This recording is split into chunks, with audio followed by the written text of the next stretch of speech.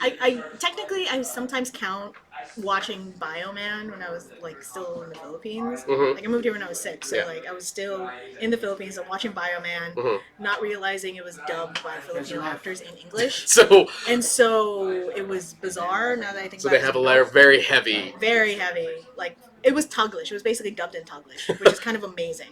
Hi guys, you just got us in the middle of talking about Hi. Sentai, and that's appropriate because this show is about both Sentai and finally Kamen Rider. Welcome to Henshin Hangout. Woo! You might recognize us if you were watching Kamen Rider Corner. Let's start the introductions. My name is Justin. I'm Paula. Welcome. We got quite a bit to go through today. Yeah. Not just do we have a new Super Sentai show that just debuted. It's like sparkling brand new. It's shiny. We also have the newest episode of Kamen Rider Build, and things get.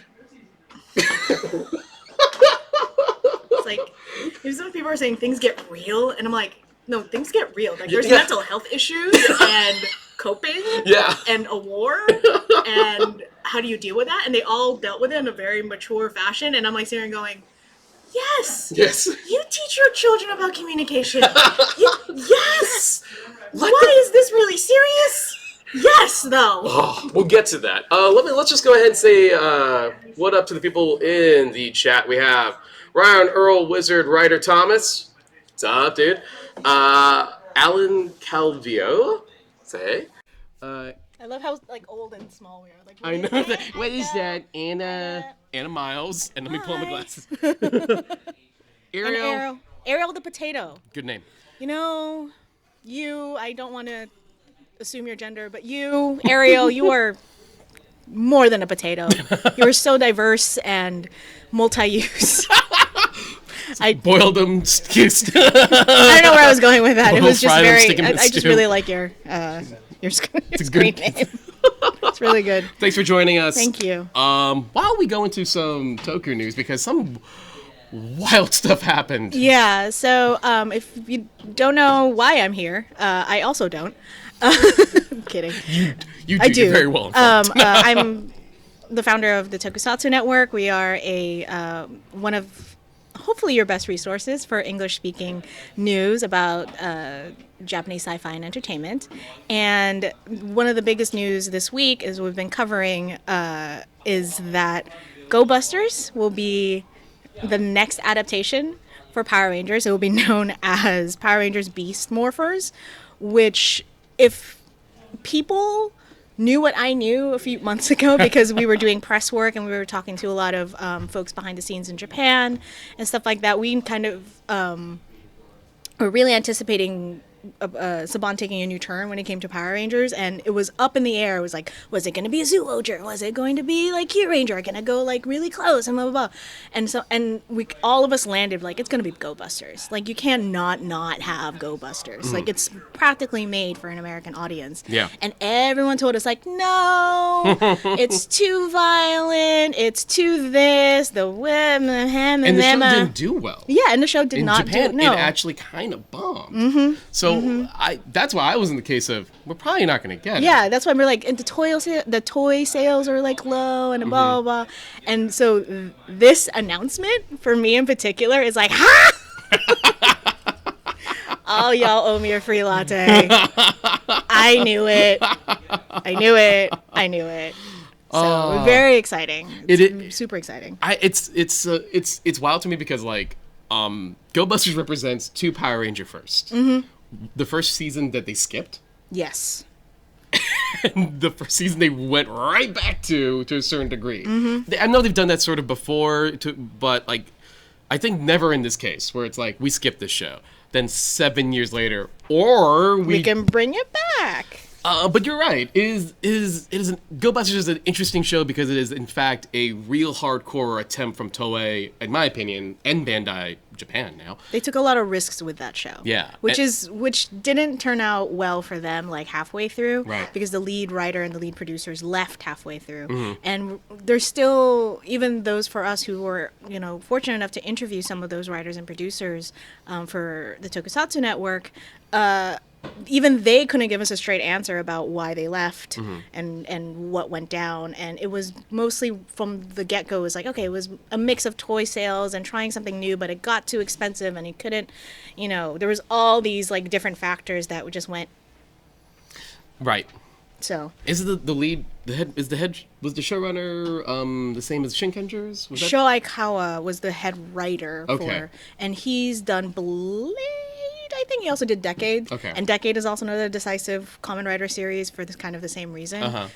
Especially it's one of the shorter Kamen Rider series. That's right. So yeah, Sho Aikawa also did that. Was also worked on Go Busters. And I think was the lead producer was also for Shinkenger as well. So that might also be correct. Okay. I don't have all my notes in front of me, so I can't say for sure. Right. But yeah, it was a really big deal that they announced Go Busters as the next adaptation as Beast Morphers, which is like, hey, that's a really good one. Yeah, it's always wild to me because like Go Busters is the show that I like to throw people off if they don't watch Sentai, but they know Power Rangers. And I just show them one clip where it's like, here, I want to show you this. And like, remember one specific reaction of a friend of mine where I show them a clip. And then their morphers go, their change devices go, let's morphin. And literally my friend said, I don't think you were supposed to say that. Yeah. Well, what I also really liked about Go Busters, and which is also, interestingly, the reason why some people didn't think it was going to get adapted, was the fight choreography was pretty hardcore. Yeah. To a point where like it might have been considered too violent.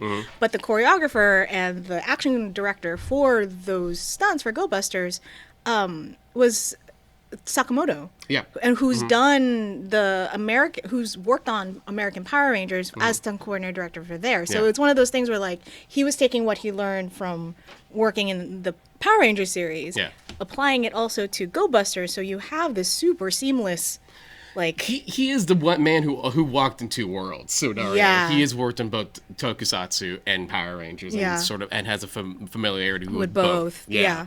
And he's already at that point here. He was doing stuff for Gokaiger and Forze, and so it's now his whole thing. He's directing a lot of like there's other news that for Super Sentai and Tokusatsu, we're gonna get a V Cinema, which is basically our direct-to-DVD kind of thing for Power Rangers, or for shows, whatever. Yeah.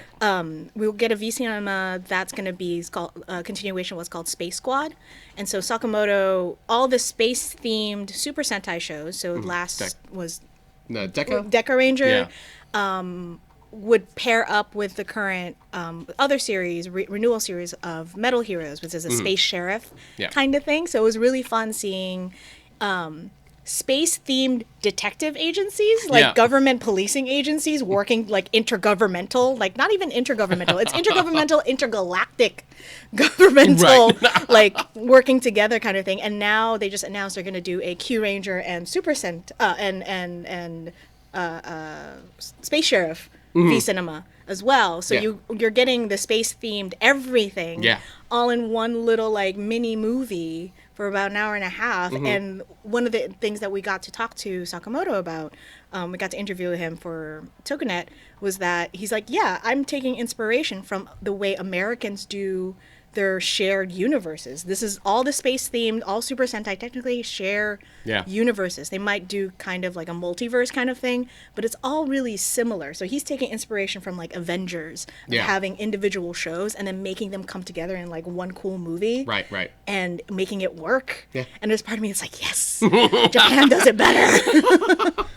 And then Japan takes it and does it better. It's just really a lot of good news and a lot of good fun.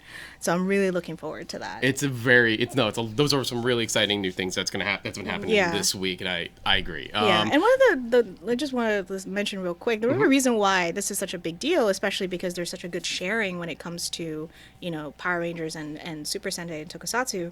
If you're watching Super Sentai, if you're watching, Kamen Rider, you're watching all these really cool, interesting shows from Japan that gets adapted to the American audience, if you watch the current news or the current show now, you're basically seeing a preview of what might happen down the road. So folks who are watching Go Busters like, oh, this will be a lot of fun. Right. And you get to make those one-on-one or comparisons. So it's really just like get yourself into it because it's just going to pay off in the end. Agreed. That became a thing where I realized like that's the fun of me when I like see the announcement of, okay, you're doing this Sentai show for the next Power Rangers season. Then I'm like, all right, how are you going to make that work or not? That's the fun. Is it going to be a one-to-one with plot? Is it going to be its Yeah. own thing? And you get like really cool examples, like RPM. Power Rangers RPM is 100% different from Go-Onger. Different world. So different tone, different everything. And you take this super silly Super Sentai series, which I love. Yeah. Fight me. I love that series. Yeah. People thought it was too silly. But you turn into something super serious and dystopian for Power Rangers, and it still worked. And Sakamoto directed it. And Sakamoto directed it, yeah. The action director was Sakamoto as well for RPM, and it's choice. Yeah. It's fun, too, to see the two comparisons. And, no, right now, we're gonna find out what happens with Go Busters when it turns into Beast Morphers. Name's a little, it's okay. And the big thing about that is that it's Hasbro now. It's no longer Yeah. Bandai America. That's which is gonna... It's huge. That's huge news. It's huge because Bandai in particular was really kind of wanted to emulate the same success Bandai Japan has when it comes to merchandising in Japan, which means it focuses on the number of units it moves when it comes to like the morphers and the gimmicks and the Zords and all that stuff. And it's a symbiotic relationship between Sentai and Bandai. Yeah. Bandai does say, this is what the show is going to be. Yeah. And then... based on like the kind of the toy designs that they want to move and sell. Exactly. And so we are... at the mercy of that? At the mercy of that. That's why these shows are so toyetic, obviously. But also, there's a weird case of, like, if Bandai solely controls the Sentai, but now Hasbro has Power Rangers, it's going to be interesting to see where... yeah, how that will translate, if you will. Yeah. All right. From Japan. Yeah, exactly. I'm sorry, all my translator friends. I make bad jokes. Okay, so why don't we just get into it? Yeah. The new show. The new show's amazing. The new show's amazing. Let's get to the chase. The show is called Lupinranger vs. Patranger.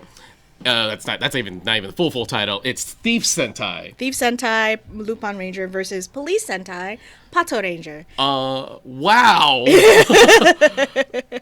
So a quick recap of the kind of the general synopsis of the show is that basically this is the first time we really have two versus Sentai teams. Yeah. And people are like, oh, what about this team? What about that? Like, no. They're two different teams, and they're completely separate. It's a thing that I've talked a lot with writers. That writers show there's a thing that writer shows like to do something where we do these sub-genre writer shows, which is called the Writer War show. So that's Ryuki, Gaim, and even right now, Build's starting. Build's to do getting that too. Yeah, like literal war. Yeah, exactly. We'll get there. Yeah, we'll get there. Don't worry. But this is the first time Sentai's done this full on. And also, it's also part of a weird... This is also a part of a weird subcategory of popular fiction in Japan. I think it's called the Kaito genre. And think of it as heist. Yeah. If you like heist movies, like I do, and like heist shows, like Leverage and things like that, Japan is with you. Yeah. And I think when you go to the opening credits scene, when you go to the opening of this first episode, they know what show they're doing. They know that this is basically... This is Lupin the Third. But superheroes. With a Zenigata Sentai team going after them. Yes. And it's amazing. How do you even want to break down the opening real quick? Because I think this is the biggest showstopper. Yeah, it really is. And I'm just thinking about, so basically it opens up where it's the seedy, high-end casino place. You know, the monster is actually like this greedy dude who like makes you lose all your money so they can steal your organs later. Amazing mustache. Amazing mustache. Like what I love is that when it comes to heist and thief genre in Japan, they don't pull punches on how like flourishing and like literally like mustache twirling the villains are. And it's I've said it before, it's choice. Yeah. It's just good. And especially if you're a fan of like stuff like this. And so a lot of their thief heist stuff just comes from, think of it like, it's very fascinating with like turn of the century, like aesthetics as well. Yeah. So there's a lot of ruffles, there's capes. So it opens up with them in the seedy casino place and then, before they take this guy away and like steal his organs, the three Lupin Rangers leaps, and not even like in their suits, but like in suits. Yeah. There's a pre-suit before the suit. And they pre-suit before.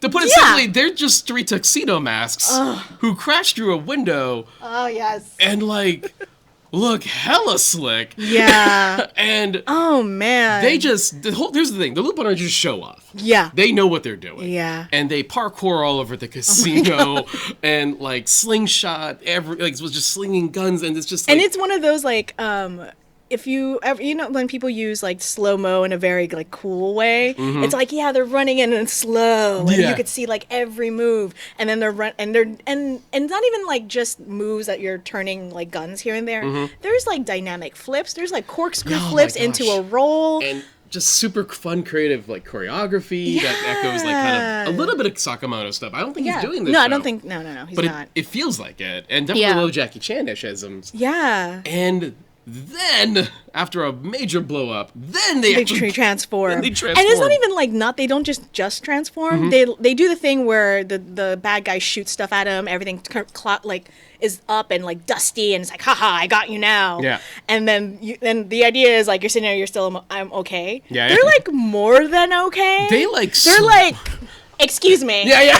Excuse me. No, they're like different. Excuse me. Yeah, it's different posing of swag. Like, and close up on each of them too. It's like one's like this, the other one's just like lean back, and like this poor girl is like, oh hello. They don't have mounts, but I can see them smirking. Yeah, that's the amazing part. Oh, and they have capes. Yeah, and they have capes as well, which is probably why I'm wearing this, Victoria Lodge thing. It's just you kind of just sit there and I'm watching it, and I'm like looking at it going, Patranger is not going to come close. No. Like, no, I just felt so bad for them. Right? This is so one-sided.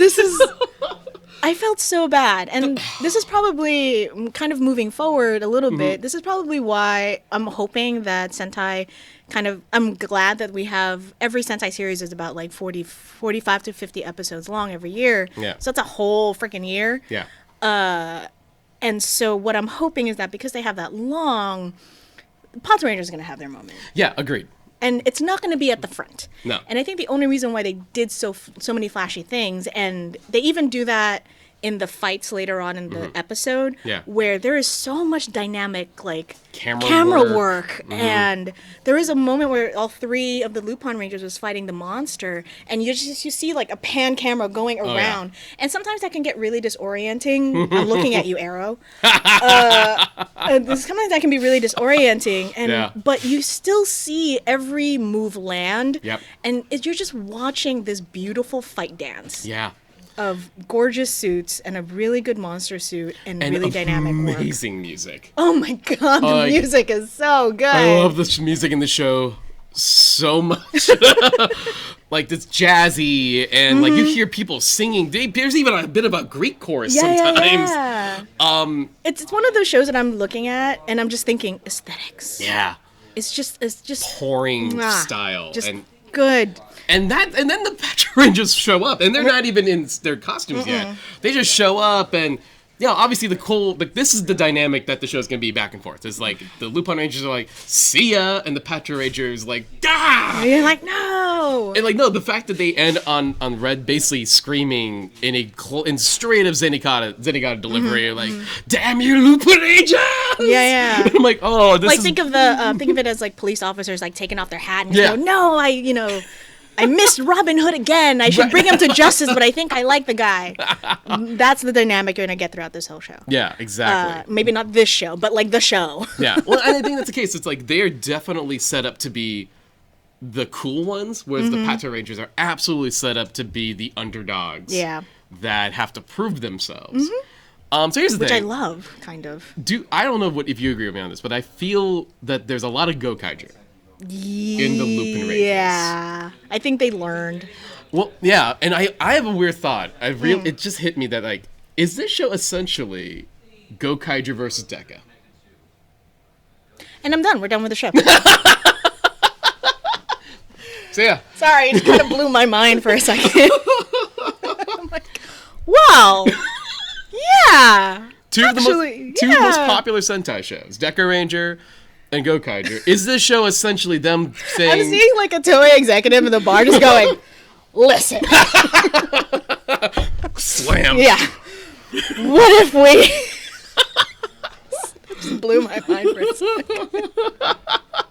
Sorry, go on. Be the professional. So, I'm just gonna... And I thought, it did make sense because Gokaiger and Deka, specifically Deka, because Deka is almost infamous for being how popular it was that it almost had a season 2. I mean, it's my favorite of all Sentai. I can't blame you. It's really good. Both Arakawa shows. Yeah. So keep that in mind. But the idea that like, why don't we take their 2 most popular shows and just have them fight. But rearrange it so it's not really them. Yeah. And I love the idea that someone Lupin the Third just slap on Lupin the Third in there. Yeah, just toss everything that you loved about it. Yeah. Well, what I've even noticing for newer Sentai or just newer Tokusatsu in general, because I'm seeing it also in Kamen Rider Build, is that they really are learning from all the shows they have in the past. You can see, and this is what I love about. This is what I really love about watching Japanese franchises that have gone on for so long. You really see the change and where things are inspired from, what they learned from this. And you know, one of the things that I noticed, again, from the way Build fights look like, it looked like X-Aid fights because of the camera work and like a lot of the drone work and a lot of the cranes and stuff like that. And so what I'm noticing from this, for even just this first episode, the way the action sequence are going to be, it's like they're taking those dynamic. I actually want to find who the suit actors are to see if they are some of the old suit actors for Gokai and who the directors are, just because the fight sequences, like Blue really does fight like Gokai Blue in terms of how he flips and how precise he is, but precise in a contained way. Like whereas Red is always very flashy and like out there, Blue is just like very cool, which is what his whole deal is. Every Blue is going to be cool. We got a cool Blue again. Yeah. And I'm okay with that. And we also have another fun, bubbly, happy-go-lucky Yellow, you know, which is like very Luca. Yeah. From Gokaiger. And a dash of like a couple other characters. Like I think one little, from like sprinkles of like maybe a little from Beck, maybe a little from Bokenger. Yeah. We've been talking a lot about the Lupinrangers. Let's give the Patranger some time. Okay. and I really want to like hone in on that, just because this is I think because it's the first episode and because the Lupinranger is literally the most dynamic part of it. Yeah. This is how they're grabbing. I want them, like, I'm okay with a focus on the Lupinrangers in terms of like literally their spotlight. Yeah. And how flashy they are and how interesting they are. I'm fine with that in the beginning. Right. Because you need to capture some attention in the beginning, which is fine. I just don't want it to be the detriment of the Patrangers. No, agreed. And I kind of like the idea of them so far. They cast this Red, who's the perfect world's gonna crap on him face. Yeah. I want him to succeed. And I like that there's a little bit of that. There's like a rookie in the team. You have a straight-laced police officer who's just like, chill. Right. I got this. And their commander. Yes. Commander Hilltop. I love Commander Hilltop. The funny part about this is, like, the actor who plays Commander Hilltop, his name is Ike. He's African American. He's literally from New York. And Is he? I didn't know that. Yeah. His parents are Nigerian, or he is like of Nigerian descent. He's from New York and went to Japan to entertain, which is awesome. That's awesome. And so this is actually the first time a person of non-Japanese descent plays. That's not a suit actor. That plays the mentor of the Super Sentai series, of Super Sentai team. And also, unlike Ramirez in Kyoruger, he's actually allowed to speak his dialogue properly. He's not a caricature. Yeah. Which is huge. It's huge. Japan still has issues, especially with, like, when it comes to stuff like that. It's huge. I agree. So can I point out one element of the Patrangers I was not prepared for whatsoever? Jim Carter. I love Jim Carter. Fun detail about Jim Carter. The person who's a voiceover is, I'm going to look at my notes. Go for it. Is, where did it go? Jim Carter. Is Rie Kugimiya. Rie Kugimiya. She's a voice actor. She's mostly known for being Alphonse Elric from Full Metal Alchemist. So if you love Full Metal Alchemist, Alphonse is a robot now named Jim Carter. Right. Nothing's changed about Alphonse. True. That's kind of typecasting. Yeah, and she's also done Happy from Fairy Tail, and she's done Kagura and Gintama. Okay. And so yeah, so it was really they got a really great voice actress to play Jim Carter. Jim Carter, the robot. I was not prepared for Jim Carter whatsoever. The paperwork robot. The paperwork robot. And first off, Jim Carter, the reveal of Jim Carter is a cut to a huge wide shot of Jim Carter taking up 90% of the frame. And my kind of looks like a starfish. Yeah. Like a white starfish. And like, I'm just sitting there going, what the hell is that? He's a white starfish with like what is this called? A light? A police light? I think Jim Carter is like a mall car Segway. Like, they're clearly three. My favorite thing, my favorite thing about Jim Carter though is that like when you first see our boy Jim with starfish arms, like literal starfish arms, like this, he was emoting with nothing like this, right? And he has a little signal on top of his head that spins because he's a police officer. Right, he didn't know. But they're like, okay, let's do some paperwork. Zoop, arms. Yeah, and then again, my reaction's like, what the hell? And I'm just like, where did you hide them? Where did they go? Why do you not have them out all the time? Like, I'm like, who is that suit actor who's like sacrificing his arms? Not that they don't all do, but like, come on, give the guy a break. Okay, and I'm done. I have to air them out. Oh my gosh. So Jim Carter's amazing, but I was not ready for Jim Carter. Not ready for Jim Carter. Wouldn't you want like a Jim Carter just in your office? It's like to just get the paperwork done and tell you how good he did his job, so that makes you feel guilty. I would love that to a certain degree. I mean, the guilty part. Well, I also have my mom who tells me I'm not doing enough, so I have my own Jim Carter at home. It's okay. I love you, Mom. You don't watch the show. You're safe. Audience, but by the way, please feel free to let us know what else you're thinking. How do you feel about the show? I know looks like Ryan Earl Wizard loves the episode. This season. Yay! And please. And hi, hello. Hello again. So please chime in. Tell us anything else that really sticks out to you about this episode. We'd love to hear from you. Yep. Okay, so the episode kind of does end with. We get a little more we actually even get backstory. I love it. Yeah. I love anything with like a mysterious butler who might murder you but also save your life, and I'm just like, and I don't know which one, and I'm okay with that. Yeah. I'm okay. Like that's the fact that they have a mysterious butler who is like, let's also point out that the Lupin collection is like just toys. It's the toys. So there's your gimmicks of this year. Yeah. They're treasures that will light things on fire and move roulette balls. And we haven't even mentioned the main bad guys, who are the Ganglers. The Ganglers. Ganglers. Yes. I think I don't want to go too much in my They're thoughts. the interdimensional crime group Gangler. I love that they have a giant old table full of monsters. It's very typical Japanese Yakuza Yabun, which is kind of interesting just because the leader's name is Yabun. Yep. And my translator friends, I'm so sorry. It's the same thing that you would call the leader of a Yakuza. Mm-hmm. And so I'm just like, I get what theme you're going with. I get this. Yeah. And it's basically the mob. It's an organized mob. Yeah. And I don't think we had something like that since Deca. Yeah.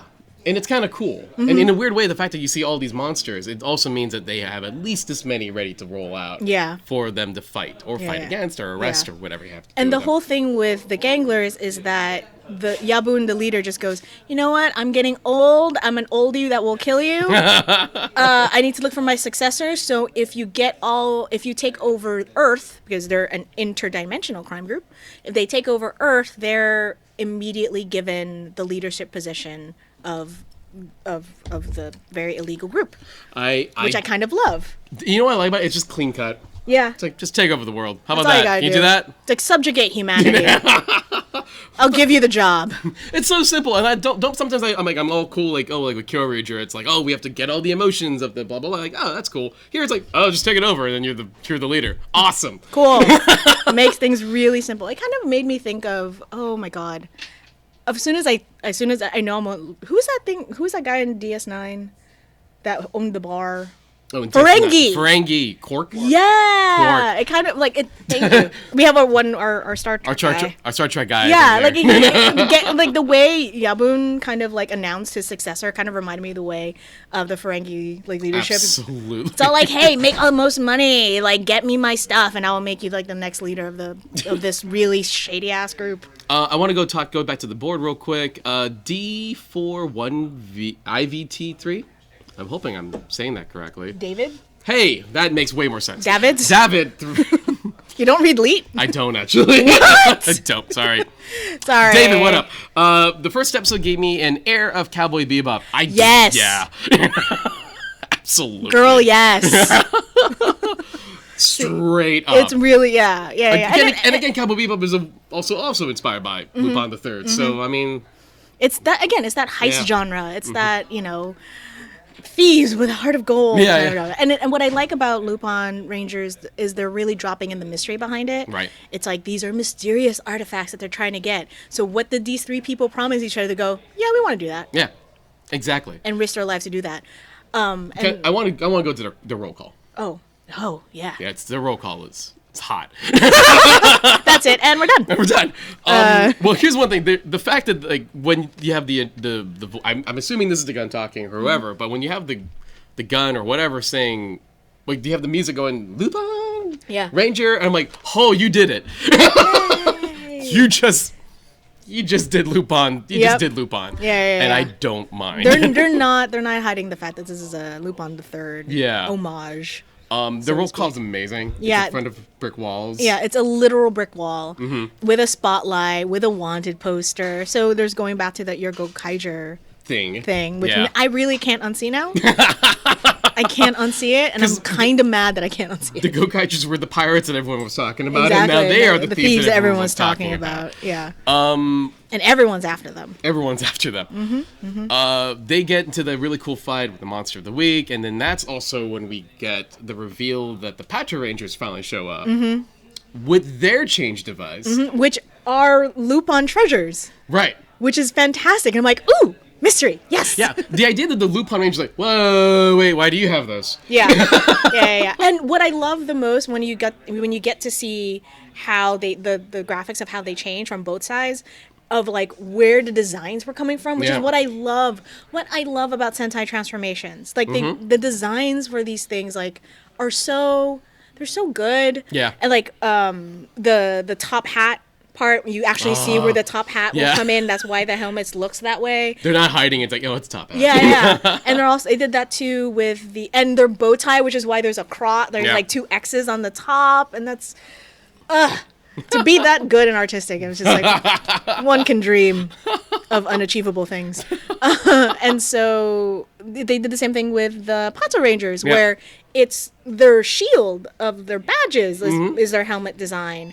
And it's great. Yeah. There's really... And they're kind of bare bones right now. Yeah, and I really like that. They just salute.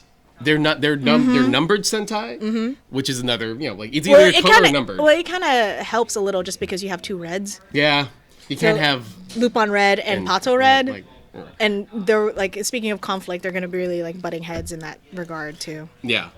So I'm looking forward to that. So here's a couple other things I want to bring up before we have to start moving on to the Kamen Rider stuff. Yep. One, I love that there's a scene with both Lupin Red and Pato 1. Off duty. Yes. And where he's straight up wearing his Zenigata trench coat. That makes me laugh so much. Yeah, like the police story trench coat. Exactly. Like, it's very typical. Like I said, he's the caricature of him is going to be that police officer who drops his... He's like, yeah, but he did the same thing with like just crumpling up like the newspaper and tossing it. And then he was going to toss it not in a garbage can, but it was Lupin Red who said, "Hey, be good to Mother Earth. Throw that away properly." And which is good because you're showing it shows kids like you could be a bad guy and still care about recycling. Right. I love that the Lupin Rangers work in a French restaurant. Love it. I love that Blue's a cook, which of course he is. Yellow's waitress, and then Red shows up when he can because he's that guy. Yeah. Yeah. He was busy like talking. Oh, that's another thing I wanted to bring up real quick. It's like the Kogura, I thought Kogura was the butler was going to be their butler, like they live in a mansion, Yeah. but he's actually, the big mysterious thing is that this super thief, Arsene Lupin. Arsene Lupin. There's a little, like, Because accent man, à trois. Japan really loves Arsene Lupin. Yeah. Yeah, who stole a bunch of, like, that's Arsene Lupin's butler. And so it's his butler assigning to get the treasure back. So I'm okay with that. I felt like I was misled, but I'm okay with that. Also, $10 says he's actually Arsene. I'm calling it now. Okay. Okay. I don't trust myself to bet on anything, which is why I don't have a free latte. But But I'm calling it now. Okay. We'll wait on that when that happens. And it's gonna happen. yeah, But anyway. I really like that. Also, I really like the fact that Lupin Red drinks boba milk tea. Yes.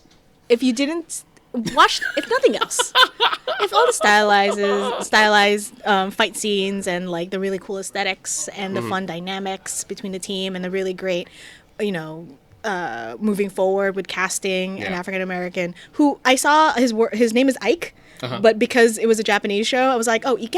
It was bad. It was very ignorant of me. It was really totally bad. understood why you went there. Yeah, it was very bad.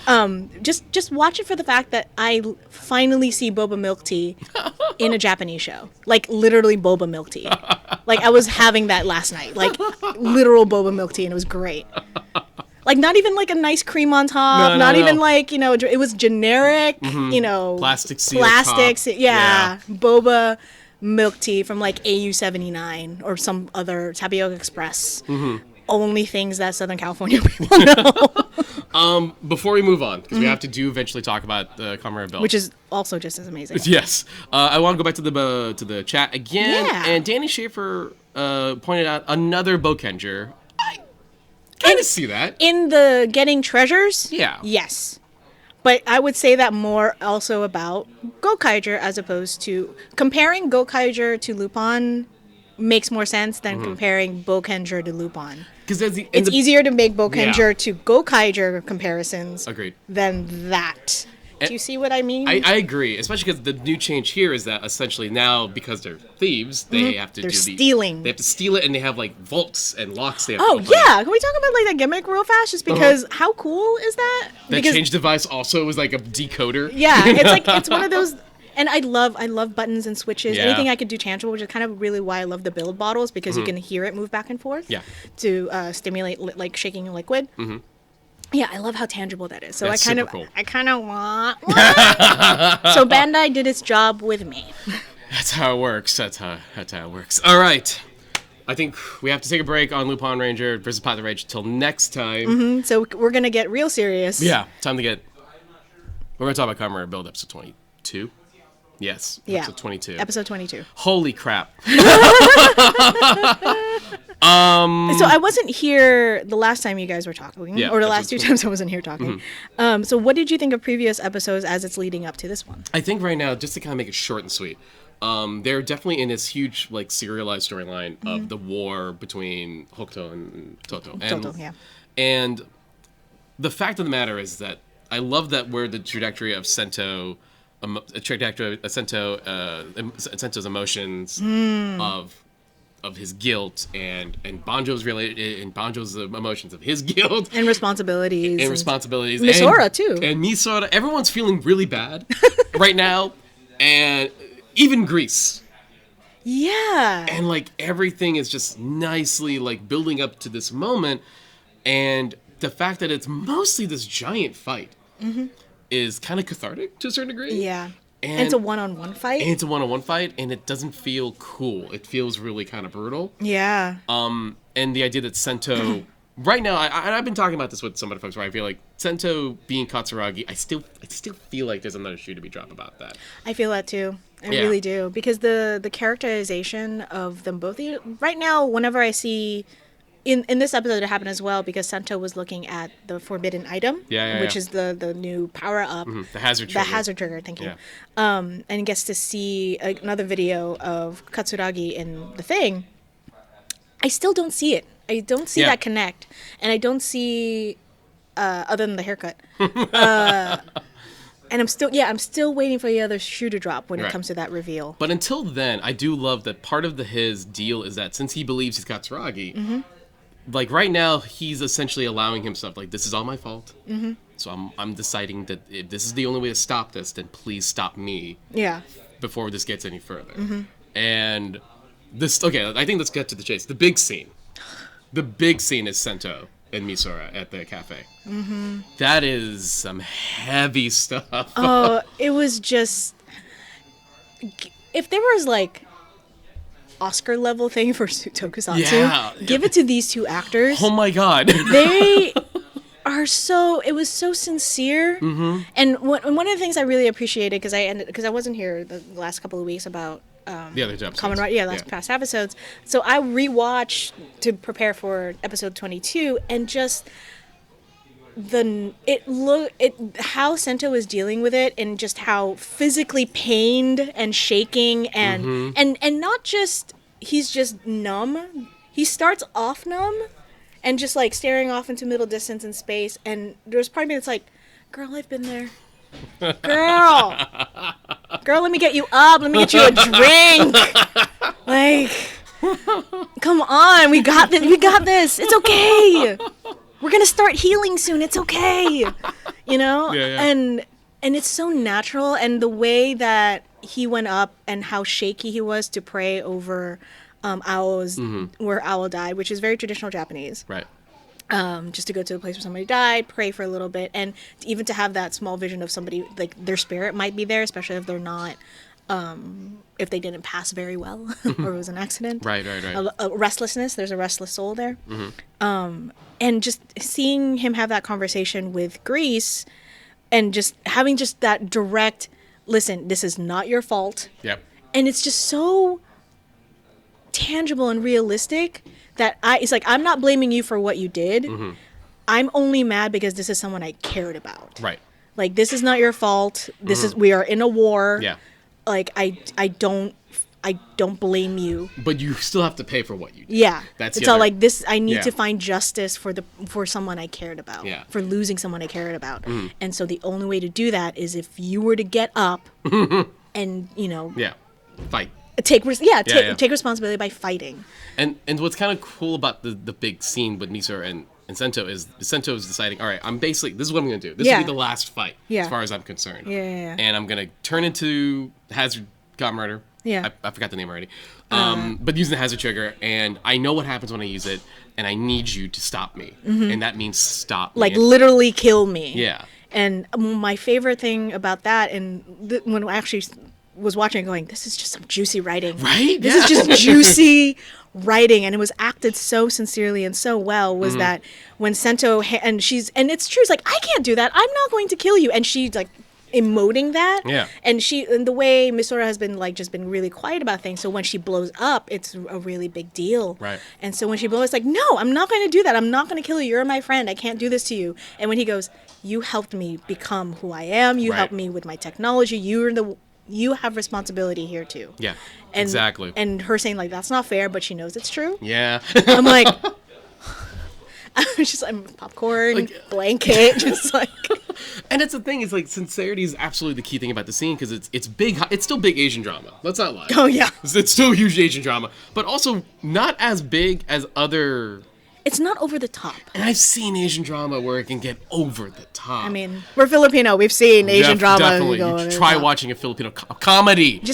Comedy, and there's a dramatic scene where it's hardcore. Yeah. And I was like, why? Yeah. Someone's crying, and this is supposed to be a really goofy comedy. Anyway. Yeah. So, it's that moment, and it feels realistic because it's muted.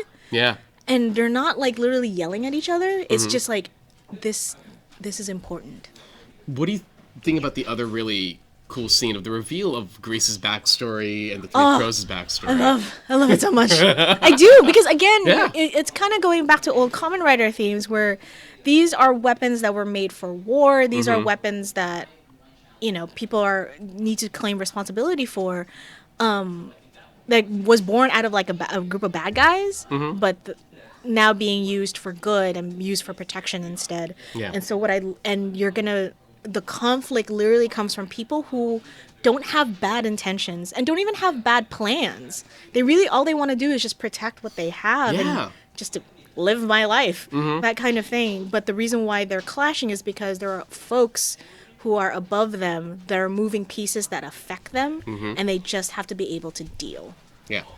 And because it's out of their hands. Yeah. And this whole war is going to be just like, how do we get things back in our hands? And I feel like that's going to be the interesting place with the show. Yes. Is like, once Grease realizes that he's been tricked, and once Sento has to learn that he has to stop listening to Isurugi, and then whoever this third Kamen Rider that showed up at the end of the episode, I'm jumping a bit ahead, but that someone's got to learn to like stop what everyone's doing. But who knew? Like we called it like way before when the war started that Saito was gonna get in this war. Absolutely, 100%. He was gonna wait until one of them was weak, whether it was Toto or Hokuto, and he's like Saito was gonna has its own shit. Yeah, absolutely.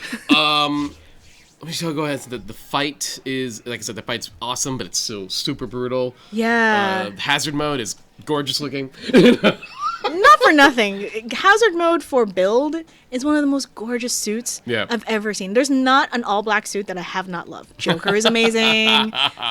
Hazard suit is amazing. Yeah. Third Kamen Rider suit that's all black that I can't remember off the top of my head is amazing. Kiva! There it is. Yeah, original Kiva. Yeah. It was amazing. The original suit for Kiva is amazing. Yeah.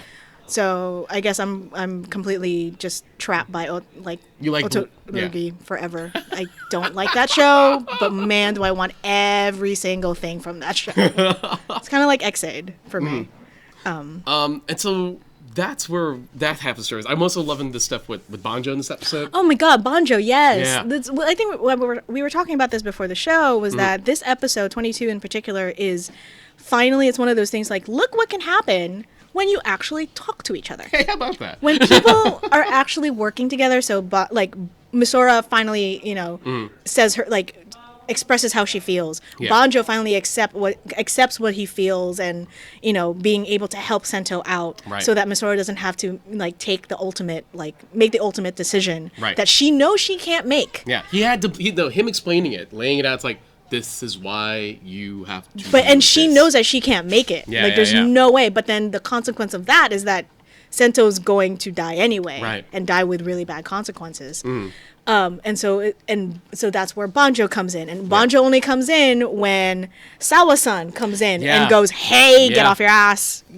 Talk like this is your best friend. Go stop him." Well, another cool thing about in this fight is that it's televised.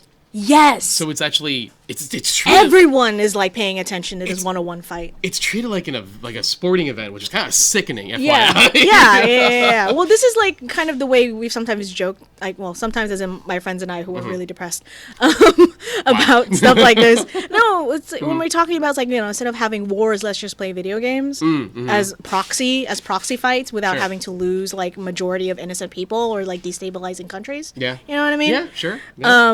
And actually, so that makes sense. Yeah, and so this proxy fight, it's still televised. So there's the amount of stakes is here. Yeah. And we already started here in the first place. It's like not that much. Like the jump for stakes doesn't jump that much. And so, it's and it's not just like the nation stakes, like, it's our characters. It's their characters. Yeah. And just it's really like it's rich. It's rich, yeah. And I don't know, like right now where we're at the really cool point that is like what I like most, especially by the end of the fight, is Grease's team looking at Sento's team. And my favorite little bit too, obviously, is when Sento goes like, "You saved me," and Banjo's like, "We did." And solo fighting, it's a team effort. And that's what I liked is like they don't really say it outright, but they are looking. Grease and the other remaining crows are looking at them, realizing we're not that different. Yeah, if this was a show about Kamen Rider Grease, and Sento and Banjo come in, then they're the intruders of their show. And this scene here is them realizing they're fighting for literally the same reason we're fighting. Yeah, and it goes back to I love that. And it kind of gives me a moment where, like, there's probably going to be a moment now that they probably came to this understanding after fighting that we're not that different. And then that's when Sato shows up going, Yeah. hey, we're in this fight too. Because shock of shocks, Stock helped them make it out of Kamen Rider. Right. Because shock of shocks. And so I'm seeing a Hokuto, Toto, Kamen Rider team up against Sato. Yeah. And then Lord knows what's going to happen there. It's going to be, is it going to be a 2 versus 2 fight? Is it going to be a all 3 for themselves? Is it going to be Hokuto and Sato? Is Sato's so writer going to have like pathos the same way Grease does? Yeah. Is this the writer that's going to be like, sup, a-holes? Yeah. And if he does come in like, I have no memory, I'm going to be like a jerk and blah, blah, blah, will he turn into Zuo the World, where he starts off as a bad guy and he's really badass as a bad guy. Yeah, you kind of cheer for him almost as a bad guy. Then he turns to a good guy and you're like, what happened? You're just crawling in the corner crying. You have, Misora. I mean, yeah. Wait, what was his name in I'm Joker? forgetting. I know he's Zuo the World. Yeah. It's easier to remember names because they get announced every time they, transform. They have to do the roll call. So yeah, no. Right now, Build is. Here's one thing I will say, and Build is in a very intense situation right now, and it looks like we're getting at least another understatement episode. of the year. War, mental health issues. Children are literally crying because their parents are probably dead. Like, it's just intense. That's all. But there is a. Okay, fair, touche. But there is a point where I'm wondering how many. We're probably gonna get like at least another 2 episodes of this, and I am at a point with Build. I'm loving this, but please start lightening this up a little bit soon. No, they're not. No. Have you met Kamen Rider? I have. No. Unless a crossover comes in and all of a sudden they have to play soccer. Yeah. Looking at you, guy. That's what happened. To be fair, Fruit Samurai. I mean, yeah. Fruit Samurai Knights. Yeah, no, it's not. It's only gonna get worse. That's probably the truth. But it's only gonna get worse, but better because it's worse in terms of acting and storyline. Well, I mean, the thing is, like, this show consistently proves to me that, like, you're always organically moving forward with the story. And so good. It never feels... I think I say this, like, every episode. It never feels forced. Never feels forced. Never feels like, well, we changed our mind. We're going to do this stuff. Yeah, it feels like you're actually dealing with the consequences of what happened previously. Yeah. Which is sometimes hard when you're, again, dealing with a 50-episode show. And, it's kind of hard to keep up with that. Yeah. And so it's kind of hard to do it even with a 12-episode show. I'm looking at you, some anime. So it's really nice to be able to see it naturally progress. Yeah. Dealing with real consequences, because a lot of the times when I see some tokusatsu shows, it's like they will deal with it the same way some anime will deal with it. It's like after a big fight and a punch in the face to each other, you realize you're friends and everything's fine. Kamen Rider doesn't do that sometimes. Yeah, sure. It really doesn't. And so, it's very rare that you see, not really very rare, but you see things really get serious as it goes on. And we're like in 22. Yeah. When we got to Gaim in 22, like the world was ending. Yeah, people were true, dying. True. And so we're at Build at 22.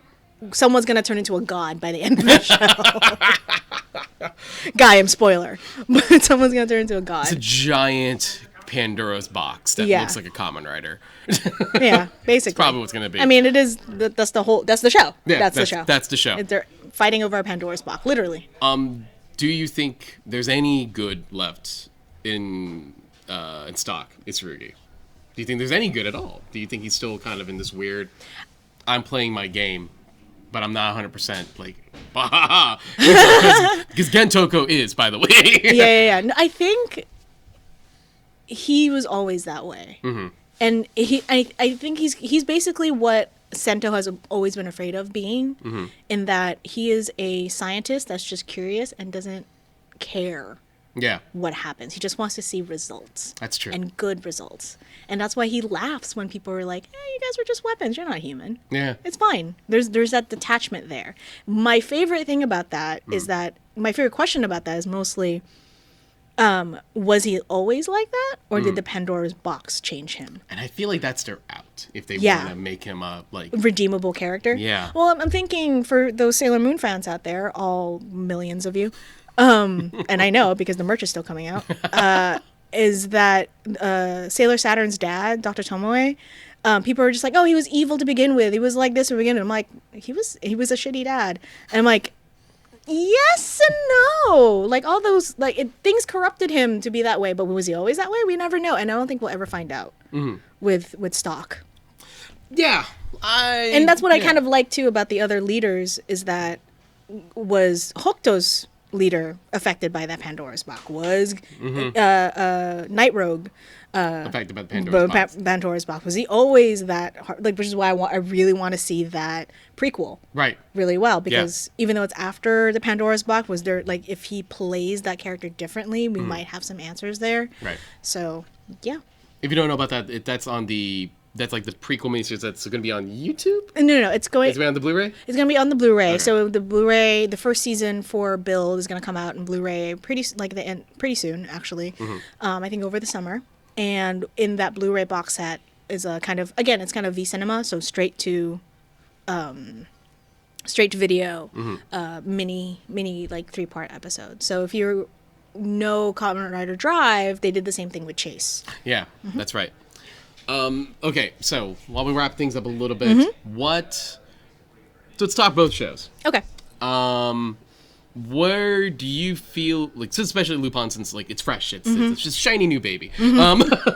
Where do you hope the show will be by the end of the year? How do you feel, like, what's the overall hope that you feel the show will be when you want to see the show, and like this is what the show does best? What do you think I think I want them to keep up with how they don't have to overdo it. They don't have to push it all in one episode, but I think keeping up with like dynamic camera work and dynamic stunt work is always going to be great to have when it comes to the newer Sentai. Yeah. Like I said, I definitely want them to focus on the Patranger a little bit more. Give them their time in the sun. Like I get that the Lupinranger is what's bringing people in. Right. Let's keep them there by also paying attention to the other side of the team because they need some attention. I agree. So that's what I'm hoping. I want to see some really good background stories with the Patrangers and more dynamicness too. Yeah. With Patranger. So I agree, and I think the lesson with Kyuranger, a show I did like, I want to be clear, but a lesson with Kyuranger is like, though like that had a huge sprawling cast, 9's in the name, FYI. If you didn't, but it still ended with 12 Rangers. Yep. Is that they had you can feel them struggling balancing out stories. Yep. And I feel with this format, they have a better chance at splitting up stories because they can split up the teams. Exactly. And you're starting off with 6, and I'm damn sure we're probably gonna get 12. We're gonna get 8. We're gonna get 8 for sure. At least 8. There has to be a +1 on one side and +1 on the other side. Yeah. There might even be a +2 on no sides. Who knows? I don't know. It's like but we're gonna get a lot. But I feel like we'll get the Super Sentai version of like, hi, I'm Sato. I'm pushing in my agenda here. But definitely with the show, the way how the show is formatted, I feel that they have a better story formula to build off of, and to go, we can create more variety of stories and not worry too much about leaning too much on one thing or another. Right. So and I definitely agree. The Patrangers need to get a little like, we gotta look good once in a while. Yeah. Okay, so with Kamen Rider Build, we are. I want someone's gonna turn into a god. That's for sure. Even if it's briefly, if they're gonna open up Pandora's box, someone's gonna have the ultimate power of ultimate everything. Someone's gonna do that. It's kind of written in the walls, in my brain at least, from previous Kamen Riders that I've seen. And so what I just want is for them to continue building the relationships, especially between how the core group grows. Misora, Banjo, Sawa, and Sento. Yeah. I want them to answer the Katsurugi question. Right. Like a real solid answer. I want a real solid answer. I don't want somebody gets, thrown into a river and we see them alive again. Like, don't give me that. Give me a body. Give me a body that disappears so we know he's dead. Disappears into, like, really nice CGI dust. Like, I want it. I want that. Oh, side note, please. No throwing any rider off of a bridge into a river. I do just want to put that out there. Why? It's kind of classic Rider. To a point. I've got to the point where I'm like, I'm watching Agito and, wow, a lot of writers get thrown off a bridge. Oh, yeah. Well, that's Agito. I think that's just classic to Agito. And they're just like, maybe we'll do this less. Yeah, please. like the rest of I get the fresh to me, so my brain's like, oh, wow, that's another bridge. That's how sometimes I feel about Kamen Rider Blade. I'm like, oh, it's a guy with the same haircut. Same guy. And there's 5 of them. They're all the same. 2000s was not nice to anybody. Auburn. It's all Auburn, too. Oh, I know. It's bad. Yeah. I mean, it's not bad, but it's bad. It's pretty bad in hindsight, yeah. I agree with you on that, and I look forward to more solid information with Itsurugi and definitely with Sento. I definitely want to see like origin 1 of what happened in Pandora. Yes. I want to see that played out. Yeah. Like, don't give me a flashback. Yeah. Oh, don't give me a flashback that's just like blurry and no one knows what's going on. Don't give me a Rashomon moment. No. Actually, no, give me a Rashomon moment. You do want a Rashomon moment? Yeah, of like people's different like perspectives on how Pandora got released. Actually, that's a good idea. Yeah. That'd be cool. That would be really cool. Toei. Hire me. Okay. Awesome. So let's go look and see who we still have in the message board. Jared Hodges, Ranger kicked ass. Yeah, it's my favorite. It's 100% my favorite. It's definitely. I haven't finished it yet. That's the thing. So I want to. It's so. The good first though. time, Ranger. The first time I ever got into Tokusatsu after my childhood was Ranger. Okay. Yeah, and I watched like really bad subs on YouTube. I'm never doing that again because it's illegal. Yeah. And so it was one of those things where like, oh, this is what I wanted Power Rangers life to be like. I get it. It is really good though. We also have Super Samurai 1. Hi guys. What up? And I think it looks like we still have Ryan Earl Wizard Ryder Thomas. You need to get caught up on Kamen Rider Build. You do. You do. Yo. Yeah. Okay. It's super good. All right. I think that does wrap us up for today. Thanks for joining us. Yes, please. Where do they find you? Where can they find you on social media? I'm on Twitter at Paula Gaetos, PaulaGaetos. You can just replay this video again to write that down because it's a weird last name. I'm on Twitter there. And you can also follow the Tokusatsu Network at the Tokunet.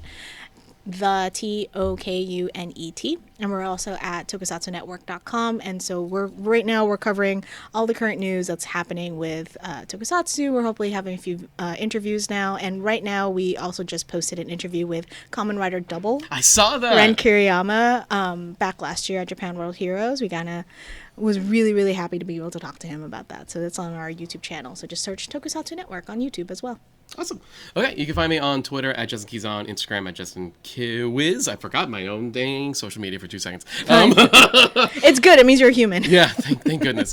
I also, if you liked me jibber jabbering on this show, I have 2 podcasts. One is a Steven Spielberg podcast called Benview on Spielberg. We are doing our multi-part episode on Back to the Future. Dude, awesome. Yep. Part 1 just came out this past couple days ago, so find us on that for on Apple Podcasts. And then I also released an episode on my other podcast called Nothing New, a Remake podcast, in which we discussed My Bloody Valentine and My Bloody Valentine 3D. Because it's February. They have to be 3D? Well, you'll find out how it didn't really need to be 3D in that episode. And yes, if you're here watching Tokusatsu and you're like Henshin Heroes, and by all means, please check out my absolutely available for free online comic book called Shining Yuusha. Thank you for that. It's a good series. Thank you. It's a really creative title too. Thank you. Co-created by me and artist and writer Victor Perfecto. It is available on Tumblr and Facebook and Twitter. And yeah, we release a new page a week, and it's free. You can't beat the price. Yep, webcomics. All right, that does it here for us. So please, hazard hard smash that like button. I'm supportive. I'm being supportive. I appreciate that. Daryl will just rip me in half.